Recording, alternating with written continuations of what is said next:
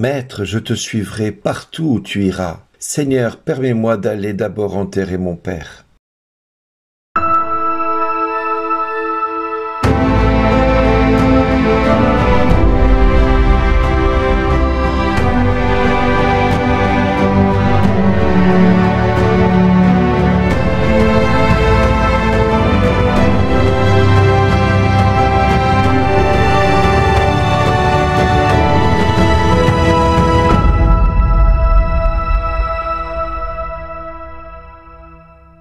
Aujourd'hui, le message vous est adressé par Bernard Dille. Bonjour les amis, aujourd'hui ne fermez pas votre cœur mais écoutez la voix du Seigneur.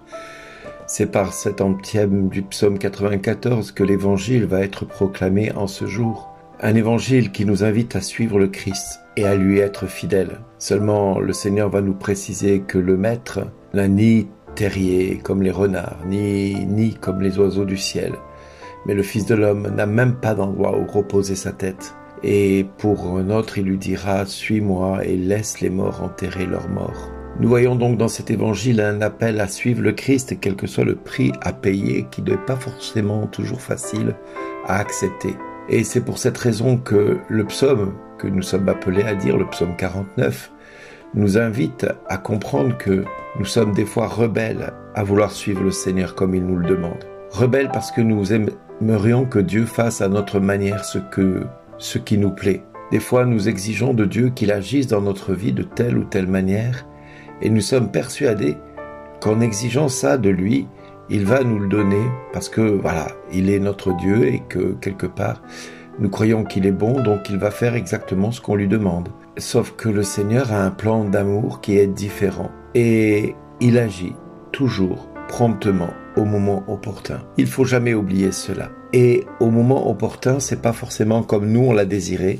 Ce n'est pas forcément non plus comme nous pensons qu'il va le faire. Nous pouvons réciter les lois comme nous dit le psaume, garder son alliance à la bouche, mais si nous n'aimons pas ce que le Seigneur des fois vient nous dire et nous corrige et que nous réagissons avec violence envers toutes les corrections fraternelles qu'il nous fait vivre, c'est vrai que parfois, la correction fraternelle est dure à entendre, elle est dure à accepter, parce que nous pensons que l'autre ne nous aime pas et qu'il ne comprend pas ce que nous vivons. Or, le psalmiste nous fait comprendre, tu vois un voleur, tu fraternises, si tu es chez toi parmi les adultères, tu livres ta bouche au mal, ta langue trame des mensonges, tu t'assieds, tu diffames ton frère, tu flétris le fils de ta mère.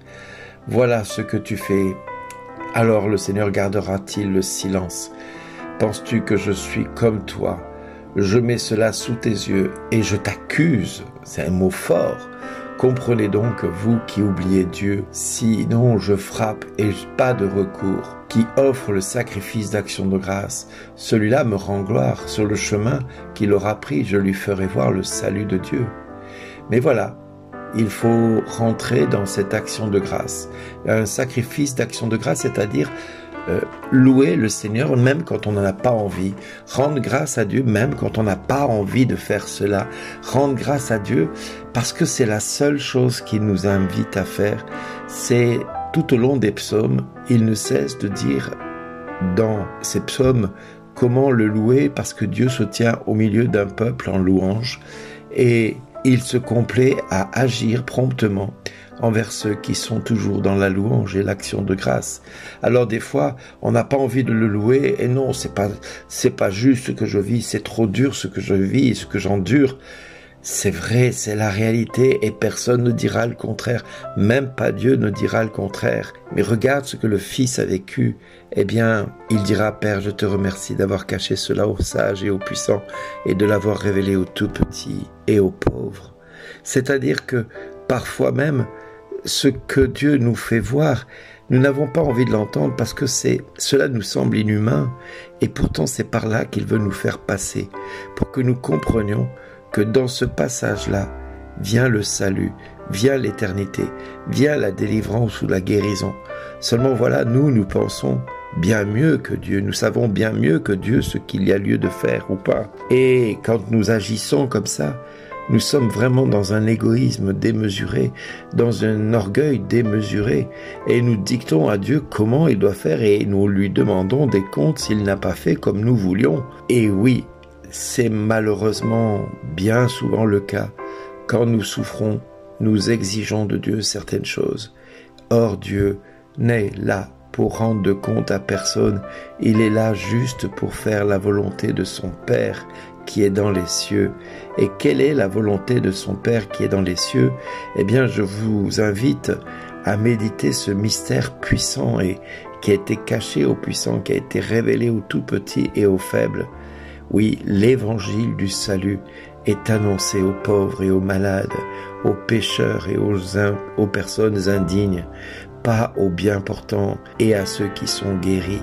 Oui, l'évangile a été annoncé envers tous ceux et toutes celles qui cherchent à faire sa volonté, coûte que coûte, et quel que soit le prix à payer, il nous invite à être ainsi. Alors nous pouvons dire, Seigneur, je veux te suivre partout où tu iras, mais dès que la difficulté est là, nous disons, stop, non Seigneur, pitié, pas ça, pas ce que j'ai envie, non, pas cela, non, surtout pas ça. Et pourtant c'est par là que tu dois passer. Mais j'ai pas envie de cela. Est-ce que je t'ai demandé ton avis? Non, je sais que c'est par là qu'il faut que tu passes, parce que je suis ton Dieu, c'est moi qui t'ai fait à mon image, et tu es fait à l'image de Dieu. Donc si tu es à l'image de Dieu que tu as été fait, tu ne dois rien exiger à Dieu d'autre chose que d'être la créature et lui le créateur. Oui mon ami, aujourd'hui plus que jamais, il t'est important de comprendre qu'entre ta volonté et celle de Dieu, celle qui doit diriger ta vie, ce n'est certainement pas ta volonté, mais celle que Dieu veut établir dans ce monde, dans cette société dans laquelle nous sommes. Oui mon ami, si tu acceptes de faire la volonté de Dieu et de le suivre, même si tu n'as pas envie de vivre ce que tu vis, et même si tu rejettes ce que tu vis, ce qui peut être légitime, légalement et socialement et affectivement et religieusement, oui, tout cela, tu as le droit de le rejeter. Tu as le droit de le faire, mais tu te priverais de la grâce que Dieu veut que tu découvres, parce que lui, au moment opportun, il agira promptement dans ta vie. Alors, il te dira, suis-moi. Maintenant, il t'appartient à toi de répondre à son appel et d'être fidèle à ses commandements, quel que soit le prix à payer. Et tu verras la gloire de Dieu bien plus haute, bien plus puissante, parce que tu auras accepté de faire sa volonté dans ta vie. Et le Père pourra te dire à ce moment-là, merci d'exister.